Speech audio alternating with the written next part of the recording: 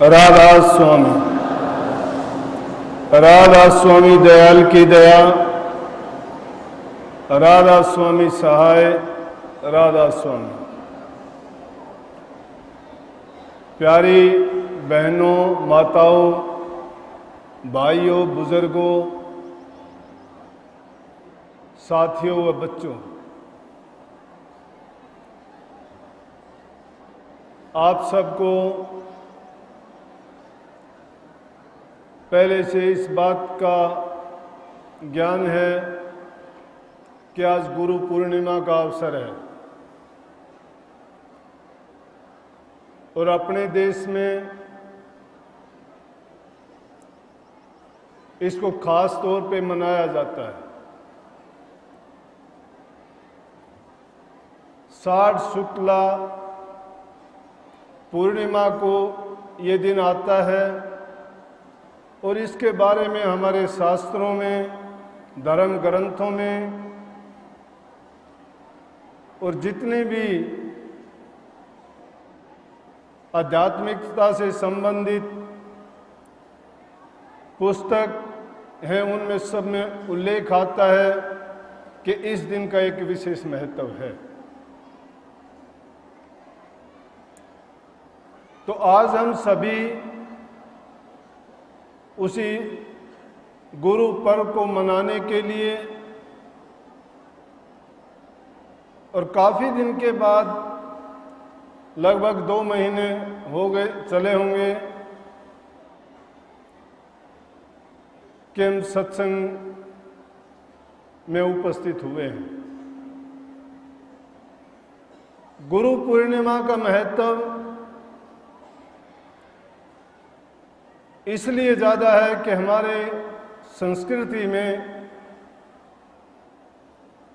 हमारे शास्त्रों में इस बात का बहुत सुंदर ढंग से वर्णन है, मान्यता है और सैद्धांतिक रूप से लोग उसको मानते भी हैं। और कहा गया है आचार्य देवो भव। हम तो आध्यात्मिक दृष्टिकोण रखने वाले संत मत के अनुयायी इस बात को बखूबी जानते हैं कि बिना गुरु के एक कदम भी नहीं चला जा सकता। इसी के लिए हर जगह जहां कहीं भी देखोगे, किसी भी पुस्तक को देखोगे, किसी भी सत्संग में जाओगे, किसी कथा में जाओगे, यहां तक कि कोई भी कार्रवाई आप जहां देखोगे वहां गुरु का दर्जा सबसे पहले है और उसको सबसे ऊंचा माना गया।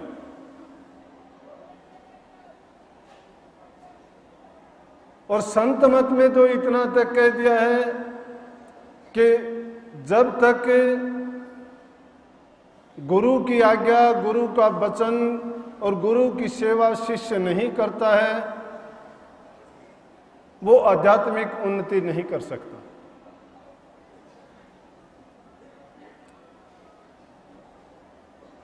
क्योंकि परमात्मा को कभी हमने देह रूप में नहीं देखा है, लेकिन उसके जानने के लिए हर कोई प्रयासरत रहता है।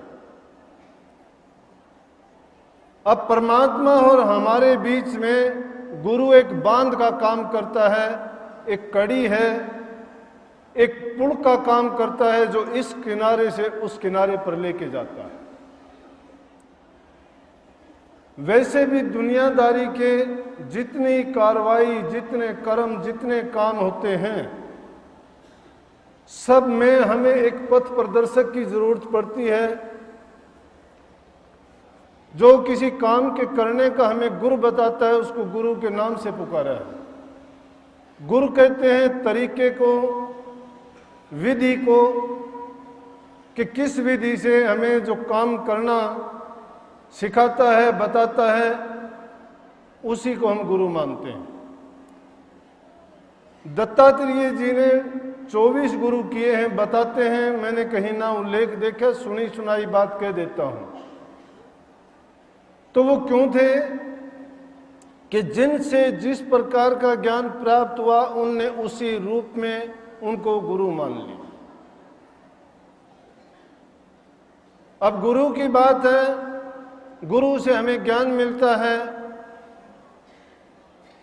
इसीलिए हम आध्यात्मिक भाषा में गुरु से भी ऊंचा दर्जा सतगुरु का मानते हैं। सतगुरु का अर्थ है कि जो हमें सत्य से अवगत करवा दे, और सत्य सिर्फ इस संसार में एक ही है, वो मालिक, उसका नाम, क्योंकि केवल और केवल उन्हीं के पास जाने के बाद ही इस जीव की आवागमन मिटती है। बाकी संसार के झमेले में, संसार के कारोबार में जितने भी हम आगे चलते हैं उतने ही उसमें फंसते जाते हैं, क्योंकि ये कामनाओं का सागर है, इच्छाओं का दरिया है और उसका बहाव कहीं रुकता नहीं है। अब शिष्य का संबंध जब गुरु से जुड़ जाता है, गुरु के पास ज्ञान होता है, गुरु जब शिष्य को ज्ञान देता है तो शिष्य से समर्पण मांगता है। शिष्य में समर्पण नहीं है तो गुरु से कुछ हासिल नहीं कर सकता। अगर शिष्य को कुछ लेना है तो गुरु पर पूरी श्रद्धा, यकीन और विश्वास का पात्र लेके जाए। अगर उस पात्र में कोई और सामान है तो उसको खाली करके जाए। लेकिन गुरु भी पूरा हो और शिष्य भी पूरा हो तो ही शिष्य का काम पूरा हो सकता है और गुरु का भी पूरा। दोनों खेल लें दाव, अध बीच में डूब सिर चढ़ पाथर की नाव। पत्थर की नाव कभी पानी पर तैरार नहीं करती, इसलिए कुछ नियम, कुछ मर्यादाएं गुरु ने बांधी शिष्य के लिए।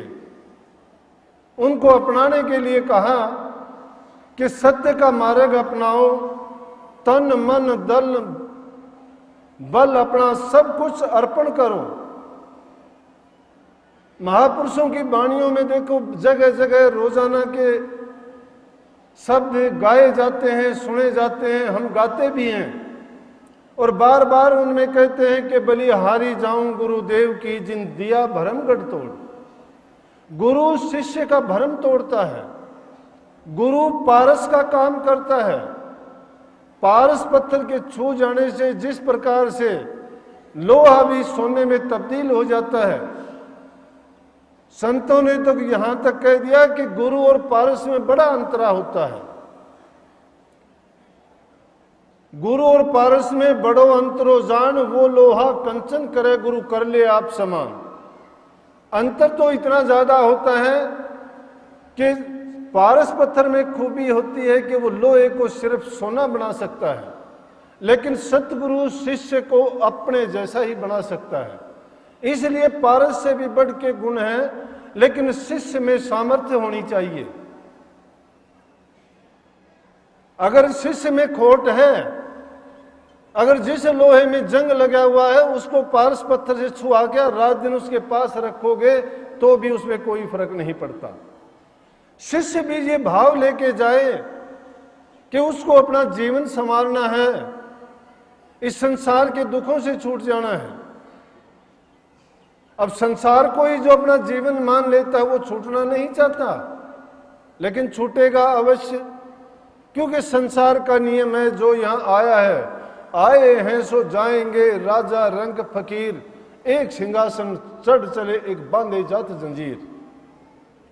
ये कुदरत का नियम है, ये बदलता नहीं है। आए हैं सो सब जाएंगे, लेकिन फर्क इतना है, एक तो जंजीरों में जकड़े हुए जाएंगे और एक सिंहासन पर बैठ के जाएंगे। सिंहासन पर बैठ के कौन जाएंगे? जिन्होंने इस संसार के पदार्थों को, संसार की चीजों को, अपनी कामनाओं को और तृष्णाओं को तिलांजलि दे दी है। उनके लिए वो सिंहासन बना है और सिंहासन उसको लेके जाएगा।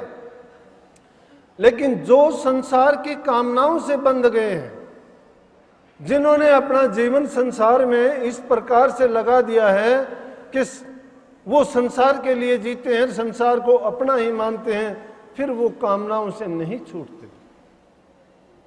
वो बंधन में बंधे हुए हैं।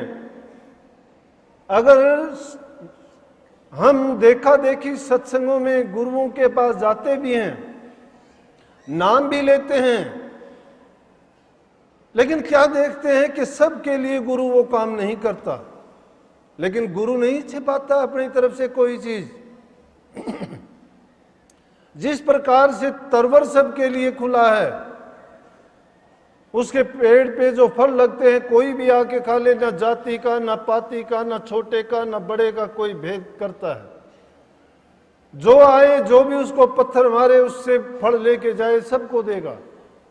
सरवर अपने पानी में से किसी के लिए कोई भेदभाव नहीं करता है।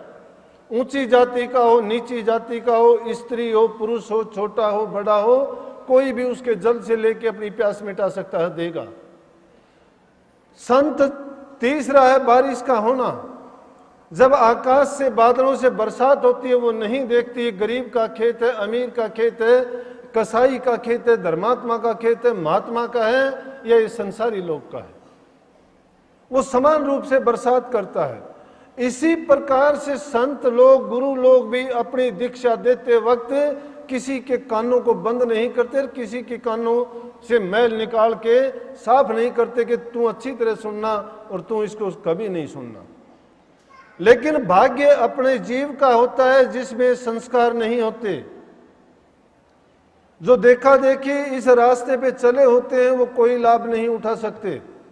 हम सत्संगों में देखते हैं किसी ने कितने साल बिताए हैं, किसी ने कितने साल बिताए हैं, उन्होंने साल बिता दिए सिर्फ दूसरी चीजों के लालच में, संसार की कामनाओं में, विषय वासनाओं में, संसार के पदार्थों में।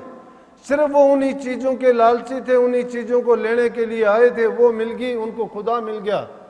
उनका खुदा, उनकी मुक्ति, उनकी भक्ति क्या है? उनकी मन की इच्छाएं हैं, तृष्णाएं हैं। लेकिन एक आता है भक्ति के लिए, उसकी दृष्टि और कहीं नहीं होती। उसकी दृष्टि गुरु को पहचानने की है। गुरु गुरु में भेद नहीं होता, ना गुरु गुरु में भाव होता है। गुरु तो गुरु होता है, गुरु में कोई अंतर नहीं होता। लेकिन गुरु नहीं, झूठे होते हैं, पाखंडी होते हैं, उनकी बात कही गई है। ये झूठे गुरु की पक्ष को तज्न की देर। अगर झूठा गुरु है, लालची है, पाखंडी है, वो कोई दूसरे कामों में लगा हुआ है, उस गुरु को छोड़ने में देर नहीं करनी चाहिए, नहीं तो आपका अहित होगा। क्योंकि ऐसे गुरु के जब तुम शरण में लगोगे, संग में लगोगे, शब्द का द्वार नहीं खोज पाओगे। संसार की वासनाओं से नहीं। बंदे को बंधा मिले छूटे किस विध, वो किस उपाय से छूटेगा? रास्ता नहीं है, बंधे हुए को बंधा हुआ मिलता है। पल्ला पकड़ो निर्बंध कर, पल में ले छुटाए। अगर निर्बंध है खुद, जिसने सब चीजों को त्याग दिया है, तो वो उस दीपक के समान गुरु है। उसके पास जाओगे, तुम्हारे हृदय को ज्ञान से भर देगा, तुम्हारे तिमिर को, हृदय के अज्ञान को मिटा देगा। प्यार की बरसात करके तुम्हारी जलती हुई काम वासनाओं की अगन को बुझा देगा। इस संसार के स्वरूप को दिखा देगा कि तुम जिस संसार को अपना मानते हुए तुम्हारा नहीं है। परंतु अंधे को अंधा जब ठेलता है तो दोनों कूप में जा गिरते हैं। वो पारस गुरु के संग